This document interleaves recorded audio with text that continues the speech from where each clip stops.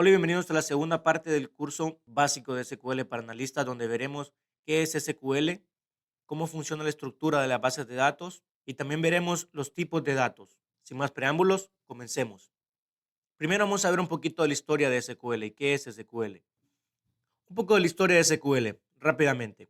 SQL fue inventado en los años 70 y desde su nacimiento su boom fue increíble. Actualmente, a pesar de que han pasado muchas décadas, todavía se sigue usando, es uno de los lenguajes más populares, sencillos de aprender y sobre todo en el mundo de análisis de datos y creación de datos. ¿Qué pasaba antes de SQL? Todo prácticamente se manejaba por medio de sistemas de archivos que eran bien difíciles de revisar, de configurar y sobre todo de consumir esa información, o sea, de extraer la información para hacer un análisis. ¿Ok? Entonces SQL en su manera, en su forma básica de lenguaje, que es muy práctico, podemos hacer muchas operaciones en las bases de datos, como select, que es obtener información, crear tablas o bases de datos y también actualizar información y agregarla. Entonces, prácticamente todas las operaciones se pueden hacer de una manera fácil y rápida. Hay un concepto muy importante que se debe saber acerca de las bases de datos antes que vayamos a la estructura, que es el motor de base de datos o en inglés el DBMS, Database Management System. En este caso, este curso está enfocado para revisar SQL Server, que es este que tenemos aquí. El motor es la aplicación que se conecta y utiliza la base de datos, ¿ok? No es la base de datos en sí, pero existen muchísimos tipos y las opciones son increíbles. Por ejemplo, MySQL, Postgres, que son gratis, SQL Server. Existen muchísimos tipos más, como MongoDB para no SQL, que es otro tema. SQL significa Structured Query Language, que en español sería lenguaje estructurado de consultas, lo que quiere decir que tiene, como todo lenguaje, un orden específico de utilización. Yo no puedo inventarme el orden y hablar al revés, por ejemplo, en español. Tengo que decir las palabras de cierta manera para que se me pueda entender. Entonces, la parte de estructura es muy importante. La hablamos en el video anterior, pero en este vamos a hacer un poquito más de énfasis en cómo es la estructura de una base de datos. Aquí en pantalla podemos ver una estructura de una base de datos relacional, donde tenemos tablas y las tablas a su vez tienen campos o lo que se conoce en Excel como columnas, que lo vimos anteriormente. Por ejemplo, aquí miren, tenemos la tabla de proveedores, donde tenemos mucha información, como el nombre de la empresa, el código y, ojo, muy importante, un concepto de primary key o llave primaria. Llave primaria es un identificador único que existe solamente una vez por cada registro. No se puede duplicar. Sin embargo, hay llaves que son compuestas. Por ejemplo, esta que está aquí. Se fijan la orden detalle, es una llave compuesta entre el código del producto y el código de la orden. ¿Ok? Entonces son dos campos que conforman una llave. Esto no es prioridad para este curso de análisis, pero es importante que lo sepamos cuando se trata de limpiar datos, que lo haremos en un futuro curso de SQL avanzado. Y así es como se relacionan las tablas dentro de la base de datos. ¿Ok? Muy importante el término de llave primaria, no puedo repetir. Si tengo un código de empleado 1, 2, 3, 4, no puedo agregar ese código a otra persona. ¿Ok? O código de proveedor, código de la orden, etcétera. Con esto claro, ya sabes qué es SQL, cómo es la estructura de la base de datos. Y ahora veremos los tipos de datos, que es muy importante para proceso de datos.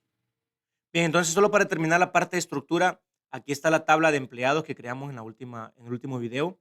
Y aquí pueden ver que tiene una estructura de columnas y filas.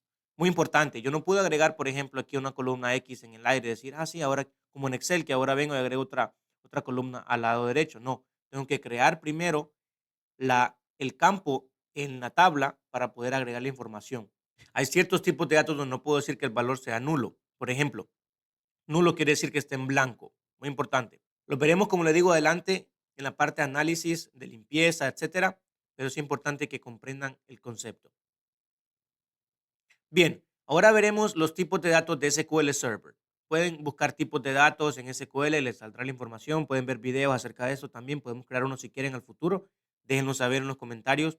Pero en resumen es muy importante que entendamos que en las bases de datos no es como Excel, que en Excel puedo venir y agregar 1, 2, 3, 4, ok, y de pronto cambio a la celda y le pongo mi nombre, y luego le pongo un correo, y luego le pongo lo que quiero. Eso no funciona así. En SQL los tipos de datos son muy importantes y también determinan, en el caso de análisis, el tiempo de procesamiento. Un tipo de dato de número puede ser la diferencia entre un proceso que me tome 1 minuto de ejecución o uno que me tome 24 horas. Muy importante. Entonces veamos aquí. Lo primero que tenemos son los tipos numéricos siempre. Aquí tenemos varios tipos. Nosotros utilizaremos int, que es un entero. Un entero es un valor que no tiene decimales. Por ejemplo, 1, 2, 3, 4. No puedo poner 2.4 o 3.8. No existe eso. Para ello tengo que usar otro tipo de número, como por ejemplo el float, que es un decimal. ¿Ok? Existen muchísimos, así que no voy a ir a detalle a cada uno. Como les digo, no es la idea de este video. Otro importante saber es la fecha y hora. Generalmente utilizamos daytime, que es fecha y hora, pero también podemos utilizar solamente tiempo, time o date. En nuestro caso utilizaremos tiempo y hora porque generalmente cuando procesamos datos queremos salvar exactamente en qué hora, en qué momento, en qué segundo ocurrió cierta transacción y yo quiero saber la ejecución. Es importante también para saber el orden de las cosas. Cadena de caracteres. Estos otros lenguajes los llaman string o text string. Prácticamente es texto, no nos confundamos. Texto, cualquier tipo de caracteres, correos, nombres de personas, direcciones de lugares, etcétera. Aquí puedo tener ya, por ejemplo, como situaciones como en nuestro español, los acentos, ¿ok? Generalmente, como son cadenas, yo tengo que determinar la cantidad de caracteres. Por ejemplo, en varchar yo no puedo decir solamente, ok, créame un campo tipo varchar. No, como lo hicimos en la tabla de empleados, utilizamos varchar 50, lo que quiere decir que tiene 50 caracteres. No puedo agregar más de eso porque entonces me salgo. Esto es importante definirlo bien. Y aquí, si se fijan, utilizamos el entero donde no tengo que definir cuál es el tamaño. Y existen muchísimos tipos más, como cadenas binarias, imágenes, XML, etcétera. En nuestro caso, por el momento no utilizaremos otros tipos, pero es importante que entiendan esto. Si tengo un tipo de dato entero, yo no puedo agregar un decimal. Si tengo un tipo de dato de tipo fecha, yo tengo que agregar el formato correspondiente para fecha. De lo contrario, la ejecución del SQL me dará un error. ¿Ok? Importante que lo sepamos. Bien, con eso terminamos esta sesión número 2 del curso básico de SQL para analistas.